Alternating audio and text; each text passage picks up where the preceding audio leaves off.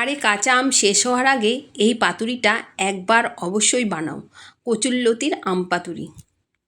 কথা দিচ্ছি সেদিন হাঁড়িতে ভাত বেশি লাগবে। তো চলো ভিডিওটা শুরু করা যাক।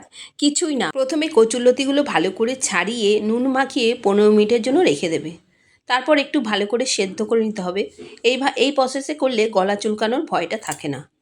তারপরে কিছুটা আমের টুকরো, 3টে শুকনো লঙ্কা আর কয়েক টুকরো রসুন দিয়ে একটা মিহি পেস্ট বানিয়ে নিতে হবে। এবার ওই পেস্টটা তেলের মধ্যে দিয়ে দিলাম একটুখানি চিনি, দিয়ে একটু হালকা করে একটু চাটনি বানিয়ে নিলাম। চাটনিটা হয়ে গেলে সাইডে রেখে দিলাম। এবার কচুরলতিগুলো নিয়ে নিলাম, ওর মধ্যে 2 চামচ সর্ষে পেস্ট দিয়ে দিলাম, আর দিয়ে দিলাম পরিমাণ মতো নুন, আর ওই যে চাটনিটা বানিয়েছিলাম সেই চাটনিটা পুরোই দিয়ে দিলাম।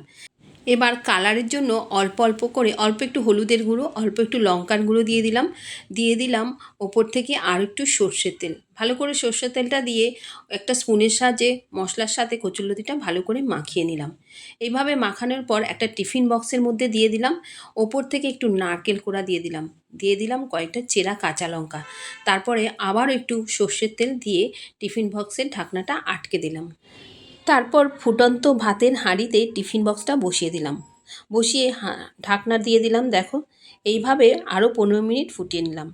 15 মিনিট পরে এসে দেখলাম, দেখো ঢাকনাটা খুলে কি সুন্দর লাগছে। গরম ভাতের সাথে এটা খেতে ছিল জাস্ট ফাটাফাটি।